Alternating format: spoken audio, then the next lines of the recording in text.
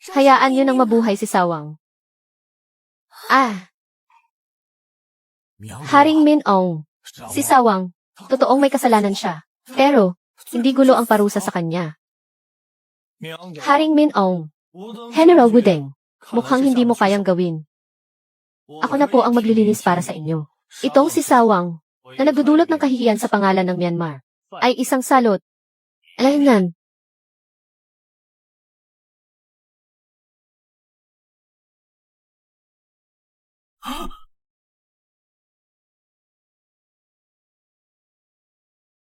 Bayaw, iligtas mo ako.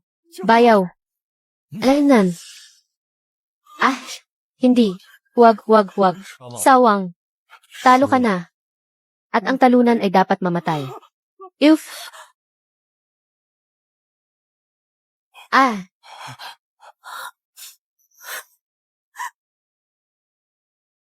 Liu Feng, magpadala ka ng mga tao para kunin ang minahan ni Sawang.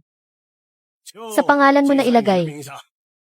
Ituring mo na yung gantimpala para sa'yo. Salamat po, Haring Min-aong. Huwag kang magpasalamat. Karapat-dapat lang yan sa'yo.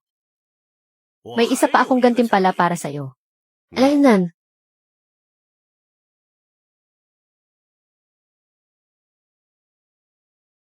Ang medalyang ito ay sumisimbolo sa pagkilala ko sa iyo.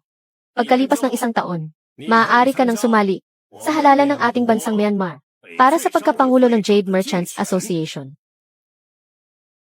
Salamat po sa tiwala ni Haring Min-ang. Sige, magpatuloy ka. Liu Feng, gamit ang medalyang ito, kaya mo nang makipaglaban kay General Wudeng para sa asosasyon, para sa posisyon ng presidente. Tama.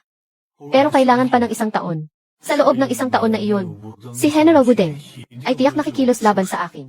Huwag kang mag-alala. Ano man ang mangyari, ang aming Jade Association ay palaging nasa panig mo. Dahil dyan, para mapabagsak si General Wudeng at maging presidente ng Jade Merchants Association, mas lalakas ang loob ko. Ang kontrol sa kalakalan ng Jade dito sa Myanmar ay dapat mapunta sa aking mga kamay.